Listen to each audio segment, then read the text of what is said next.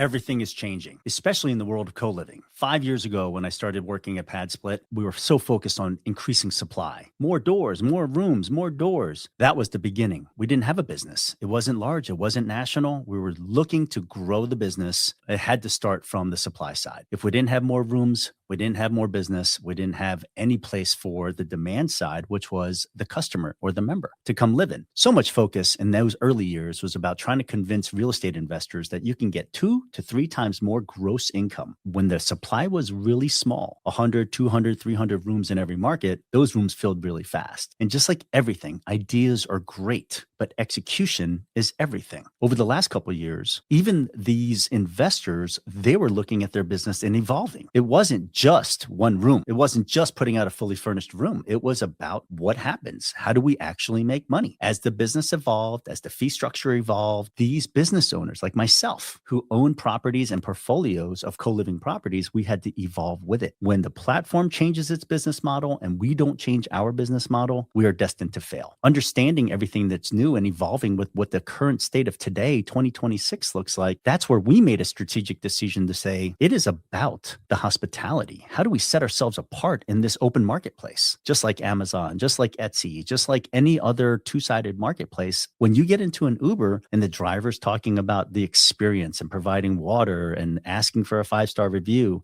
he understands that it's about the member experience and the customer experience. I can't tell you how many Uber drivers have given me their personal card that said, if you enjoyed this ride and you want to ride to the airport, just call me directly. Unfortunately, a lot of people come into our world and they think that co-living on a platform is the platform running their business. That's not the case. That's why we created an educational company called CoLivingiQ. We teach investors how to own and operate their own business, how to become entrepreneurs. I'm not sure if you're seeing what's going on with AI, but the students that are coming to me, they're high-earning W-2 employees that were highly successful. They're looking at their 10-year trajectory saying, ooh, this may not actually work out smoothly all the way to retirement. So they're trying to figure out, how do I create different income streams? In real estate, it's actually a really simple way to get into it. It's complicated as a business, but what isn't in the very beginning? But it's repeatable. It has systems. It has rules. And those people that were high-earning W-2 employees and successful, they're finding that they can learn their own path and develop into real estate investors. The other students that we work with, they have existing properties on the platform, and they're trying to figure out, well, how do I optimize for revenue? I thought that this was a semi-passive thing where I just hired a third-party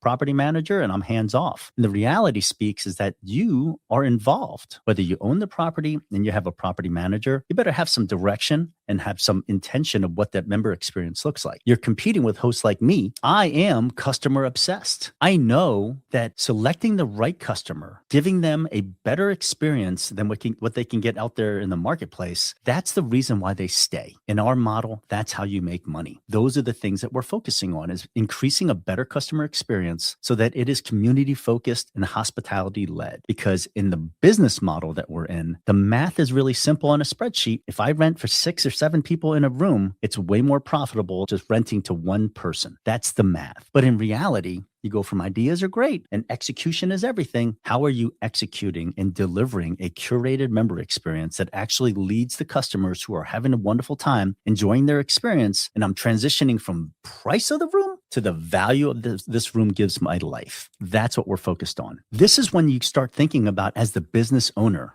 of a portfolio, am I just executing tactics, or am I leading with a strategy and then building tactics underneath that to deliver that strategy? That's where CoLivingiQ comes in. My name is Quentin Wendt. I started a company called CoLivingiQ. I took my 5 years of working at PadSplit, the nation's largest co-living platform. This is it. This is the 800-pound gorilla in the room. If you want to play in the co-living world, this is probably where you're going to start. As a startup, everybody has some zits and warts and things that you don't like, but this is it. This is the biggest marketplace out there. If you don't understand what the value of it is, think about it in terms of value and time. During my 5 years of working at PadSplit, I've worked with over 800 different hosts. Everybody runs their business a little bit differently. Everybody's in the co-living space. Kind of makes sense, but they're not delivering the same exact product. You may have come into this world thinking, if I just go ahead and convert 4 to 5 bedrooms into 7 or 8 bedrooms, I'm going to make more money. Is that really the reality that you're experiencing today? The investors that I work with, they curate a business model and they have a framework around hospitality and the member experience that they're delivering a better product where customers are wanting to stay. It increases their profitability over time. We'll call that lifetime value. And they're also reducing the cost that it takes to bring in new customers into their house. We'll call that customer acquisition costs. In the pad split world, they call that the booking fee. So if you can reduce 7-bedroom house, 2 people that come in as a referral without a booking fee, then you are solving several different things. 1, I don't have to pay that upfront fee. And 2, I reduce the friction of the members that are actually in the house. Less friction, more peace, longer tenure. That's the place where people want to come home to and call home for a long period of time. How do you transition from, I just need a room, to I really value this experience of living with other people in this community and it's supportive and I want to call this home and I feel like this is home and I'm so proud of it that I'm okay bringing my family over to show it to you. I'm okay bringing friends over to show it to you. And then I get referrals because people don't realize, my God, I was paying $1,500 to $1,800 before and now I'm paying $1,000.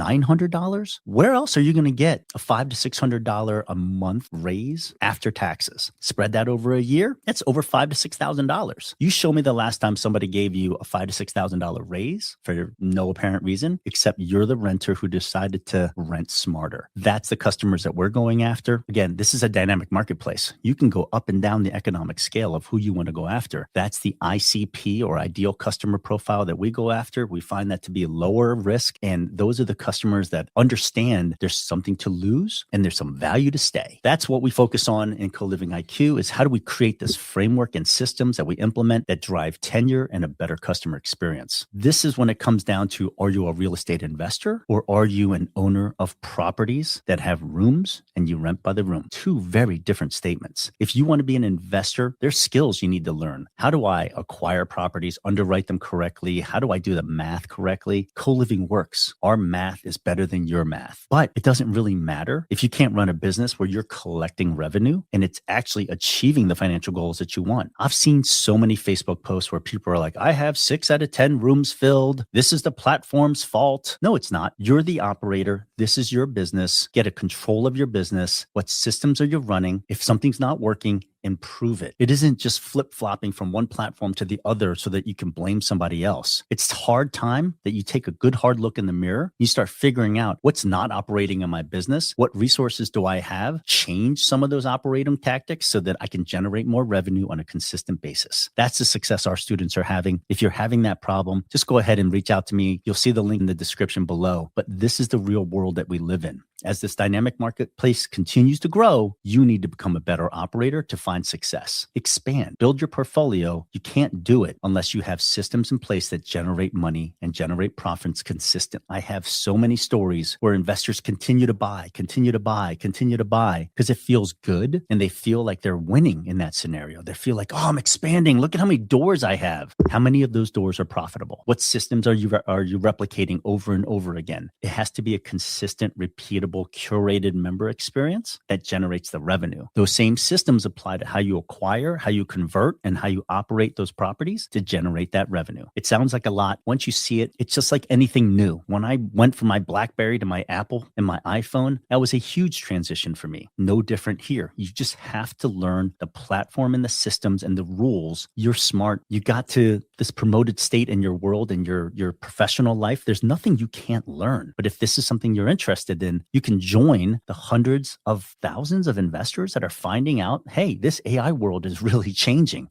I talk about it in terms of the Shel Silverstein book, Where the Sidewalk Ends. I think a lot of people that are my friends in my circle are looking at the impact of AI and they're like, wait a minute, the sidewalk looks like it's going to end. I better start making some decisions. The other thing that I really want to talk about, there's no free lunch. I can sell you the concept of co-living. Great. You can charge $1,500 for that house in a single family. You can convert it into rooms and you're going to make $6,000 in that house. You might make $6,000 in that house. And even if you did have 100% occupancy, but if you're so bad at acquisition that it doesn't even cover your expenses to make a profit, that's a problem. That's a bad real estate investment. What we talk about is, do you set yourself up during the acquisition and the conversion process so that you have the opportunity to make a profit? The students that we work with, they're buying buying houses at 50% of the doors cover their cost. So the opportunity for them to make a profit exists in the other remaining doors. They deliver a consistent experience where the people that do move in, they stay longer. That's the formula. It's about hospitality. It's about the members that are in there. It's about the community that you build. These are all curated experiences. This is the framework that we sell. It may not be for you. There's some investors that have